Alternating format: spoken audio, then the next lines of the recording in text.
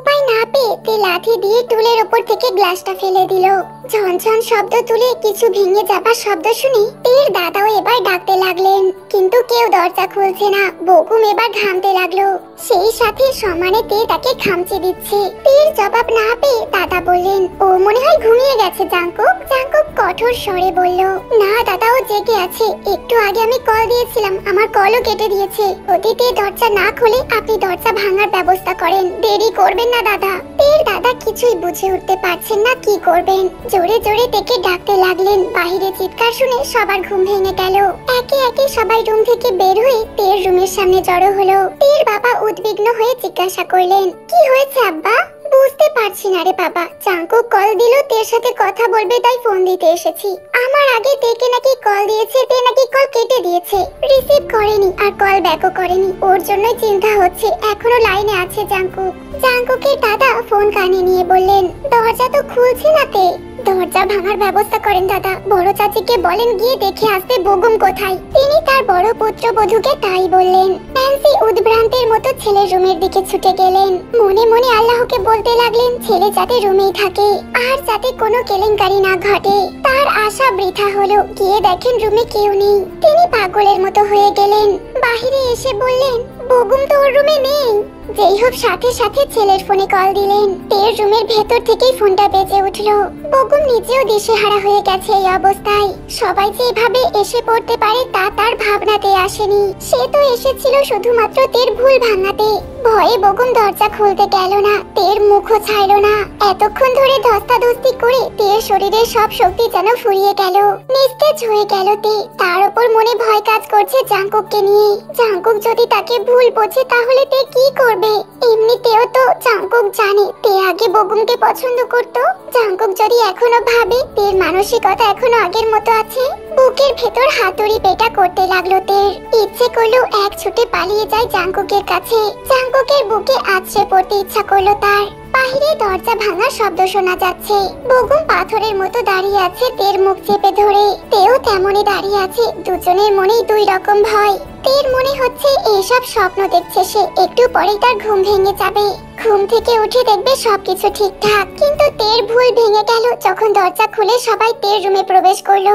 দুজনকে এই অবস্থায় দেখে যেই হোক ছুটে এসে বগুমের হাত থেকে তেকে ছাড়িয়ে দিলেন। তের বাবা মা এসে তেকে জড়িয়ে ধরলো। তারা শরীর টলছে তেইহুঙের। নিজেকে ভীষণ দুর্বল মনে হচ্ছে। বাবা মায়ের গায়ের উপর তে ঢলে পড়লো। ন্যান্সির মাথা হেট হয়ে গেল ছেলের এই অসভ্যতাম দেখে। যেই হোক বগুমের গালে কয়েকটা থাপ্পড় বসালেন। বগুম নীরবে সব সহ্য করে গেল। তবুও তার মনে একটাই কষ্ট রয়ে গেল, সে তেকে কিছুতেই বোঝাতে পারলো না। তের ভুল এখনো সে ভাঙাতে পারেনি। ওপাশ থেকে জাঙ্কুকের বেদনার্ত গলার স্বর শোনা গেল, আমার তে কই দাদা, ও কেমন আছে? তে অজ্ঞান হয়ে গেছে জাঙ্কুক। জাঙ্কুক ফোন রেখে দিল। জাঙ্কুকের দাদার চোখে জল চলে এলো। এই বয়সে এসে নিজের নাতির এতটা বেহায়াপনা দেখবেন কখনো কি ভেবেছিলেন তিনি? বগুম তার বড় নাতি, সবার থেকে বড় বগুম। কত আদরের ছিল এই নাতি। দাদার হাত ধরে ঘুরে বেড়াতো, দাদার কাঁধে চড়ে বাজারে চলে যেত। প্রথম নাতি হিসেবে, পরিবারের প্রথম সন্তান হিসেবে বগুম সবার অনেক ভালোবাসা স্নেহ পেয়েছে। সেই স্নেহ এখনো আছে বলেই তো সেদিন এত বড় ঘটনার পরেও বগুমকে কেউ বাড়ি থেকে বের করে দেয়নি। সকালবেলাতে নিজেকে মায়ের পাশে শুয়ে থাকতে দেখে কিছুটা অবাক হলো। ঘড়িতে তখন 7:30 বাজে। জিন তো এতক্ষণ বিছানায় থাকার মানুষ না, তবে এখনো শুয়ে আছে যে এখানে। লুসি বসে আছে মায়ের পাশে। তে বের হতে গেলে জিন ডেকে বললেন, আগে জাঙ্কুকের সাথে কথা বল কল দিয়ে। তের অন্তরাত্মা শুকিয়ে গেল শুনে। জাঙ্কুকের সাথে কথা বলবে সে কিভাবে? জাঙ্কুক কি তাকে বিশ্বাস করবে? যদি তাকে মিথ্যাবাদী ভাবে জাঙ্কুক, তে সেই আঘাত কিভাবে সহ্য করবে? ভয়ে তে জাঙ্কুককে কল দিল না, চুপচাপ বসে রইল জানালার পাশে। কিছুক্ষণ পরে তের বাবা এলেন রুমে শান্তকে নিয়ে। শান্ত আজ সকাল সকাল ঘুম থেকে উঠে গেছে।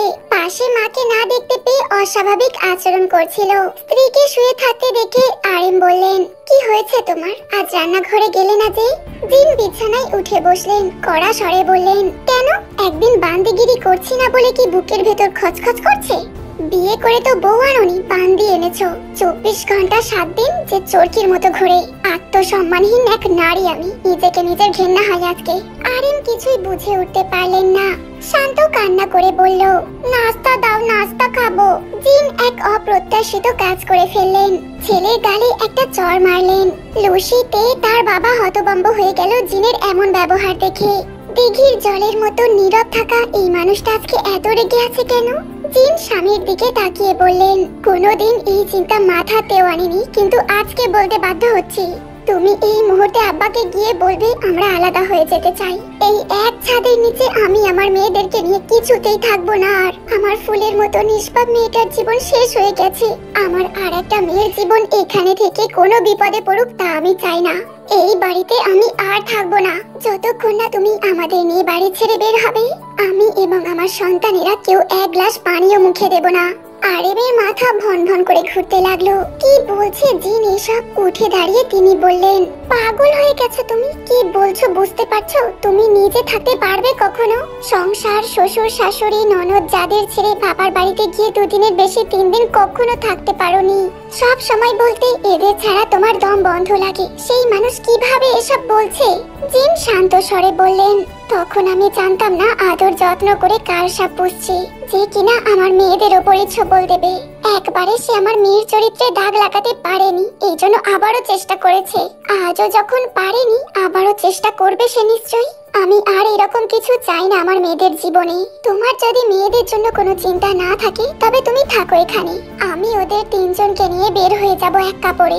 আরেম দিশেহারা হয়ে গেলেন। তার মাথায় কিছুই আসছে না। স্ত্রী যা বলছেন তা কোনো দিক থেকে ভুল না, কিন্তু এভাবে যৌথ পরিবার থেকে চলে যাওয়া তাও তার মন মানছে না।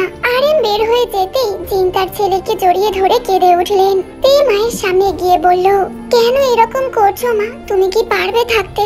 জিন কান্নার জন্য কথা বলতে পারলেন না। হাউ মাউ করে কাঁদতে কাঁদতে বললেন, আমার 20 বছর ধরে সাজানো সংসার, মায়া মমতা ভালোবাসা দিয়ে সাজিয়েছি 3 জন মিলে। কখনো ওনাদেরকে যা ভাবিনি বোন ভেবে এসেছি, ছেলে মেয়েদের নিজের সন্তানের মতো ভেবেছি। আজ সবকিছু ছেড়ে যাবার কথা বলছি কি অল্প কষ্টে। আমার মেয়েদের এইরকম একটা পরিবেশে আমি আর রাখতে চাই না। এখানে থাকলে জাঙ্কুক কিছুতেই আর থেকে আসতে দেবে না এই বাড়িতে। আমি চিনি জাঙ্কুককে, যেখানে একবার তার অসম্মান হবে সেখানে সে দ্বিতীয়বার আসবে না। আজকে এই ঘটনার পর জাঙ্কুক কিছুতেই আর আসবে না বাড়িতে, কেউ আসতে দেবে না। বাকিটা জীবন আমার মেয়েকে এভাবেই থাকতে হবে। আজ তের সাথে এরকম করেছে, পরের বার যে লুসির সাথে করবে না এমন নিশ্চয়তা কে দেবে? আরেম নিচে গিয়ে বাবাকে ডাকলেন। তিনি নিজেও বুঝেছেন এটা এই বাড়িতে থাকলে তেকে আর জীবনেও দেখতে পাবে না। জাঙ্কুক কখনোই তেকে এখানে পাঠাবে না। সব ভেবে আরেম বাবাকে বললেন, আজকে এই মুহূর্তেই তিনি স্ত্রী সন্তান নিয়ে বাড়ি থেকে চলে যেতে চান। তার বাবা নরম স্বরেই বললেন, বেশ, যা তোমাদের ভালো মনে হয় তাই করো। যদি মনে হয় আমার নাতনিদের জন্য এতই ভালো হবে তবে আমি তোমাদের বাধা দেব না। ন্যান্সি কাপে চা ঢালতে ঢালতে সবকিছু শুনলেন। তার হাত পা কাঁপতে থাকলো, কিন্তু বাধা দেওয়ার মতো সাহস পেলেন না। কিভাবে বাধা দেবেন তিনি? একটা হাসি খুশি যৌথ পরিবার ভেঙে যেতে বেশি দেরি হলো না। কেউ কাউকে দোষারোপ করতে পারলো না, অভিযোগ করতে পারলো না। জাঙ্কুক কল দিল কিছুক্ষণ পর। তের সারা শরীর কেঁপে উঠলো। কোনো মতে উঠে ফোনটা রিসিভ করলো। জাঙ্কুক নরম স্বরে বলল, শরীর কেমন এখন তোমার? ভালো আছি এখন। আমাকে বলতে বলেছি না তে কোনো সমস্যা হলে? গতকাল বগুম তোমাকে রাস্তায় যখন বিরক্ত করেছে কেন আমার কাছে লুকিয়ে গেলে তখন? আমি বলেছি না আমার কাছে বলতে কোনো সমস্যা হলে? আজ যদি কোনো বিপদ হতো তে, আমি কিভাবে বাঁচতাম? কাকে নিয়ে বাঁচতাম আমি তে? তোমাকে আমি বলেছি না আমার কেউ নেই তুমি ছাড়া। আমার এই পৃথিবী অন্ধকার তোমাকে ছাড়া। তবে কেন আমার কাছে লুকিয়ে গেলে? আমাকে কথা দাও তে, আর কখনো আমার কাছে এইরকম কিছু লুকাবে না যা তোমার ক্ষতির কারণ হতে পারে। তে কেঁদে ফেললো। ভেবেছিল জাঙ্কুক তাকে ভুল বুঝবে। এখন জাঙ্কুকের কথা শুনে তের সব ভয় কেটে গেল। ঝরঝর করে কেঁদে উঠলো তে। জীবনে এরকম বোঝার মতো একটা মানুষ থাকলে আর কি লাগে সুখী হতে। তে কথা দিল আর কখনো কোনো কথা সে লুকিয়ে যাবে না। নিজেদের সব জিনিসপত্র গুছিয়ে নিয়ে জিন অপেক্ষা করতে লাগলেন ভ্যান আসার। জিনিসপত্র তেমন কিছুই না, জামা কাপড় বই খাতা নিজের কিছু হাঁড়ি পাতিল। ন্যান্সি শক্ত হয়ে বসে আছেন চেয়ারে। জিনের বাড়ি থেকে চলে যাবার সিদ্ধান্ত জানার পর থেকে তার মনটা ভীষণ উতলা হয়ে আছে। একবার ছেলের ঘরে গিয়ে অত্যন্ত বিশ্রী ভাবে কিছু কথা বলে এসেছেন তিনি, কিন্তু শেষ পর্যন্ত হিসাব করে দেখলেন মেয়ে দুটোকে ভালো রাখতে হলে এর চাইতে উত্তম সিদ্ধান্ত আর কিছু নেই। বেগমকে বাড়ি থেকে তাড়িয়ে দিতে চাইলে কি বেগম যাবে? তার যদি লজ্জা থাকতো তবে সে প্রথম দিনে এরকম ঘটনা ঘটানোর পর লজ্জায় অপমানে চলে যেত বাড়ি থেকে, কিন্তু সে যায়নি কোথাও, কাঠ হয়ে বসেছিল। আর যদি যাইও বাড়ি ছেড়ে, তবু কতদিন? 2 মাস, 3 মাস, 4 মাস, 1 বছর, সেই তো বাড়িতেই আসবে। তখনও যদি ওর স্বভাব ভালো না হয়, একই বাড়িতে থাকলে ও যদি আবারও এরকম প্রতিশোধ পরায়ণ হয়ে কারোর ক্ষতি করে। লুসিয়ার থেকে তিনি নিজের মেয়ের মতোই দেখেছেন।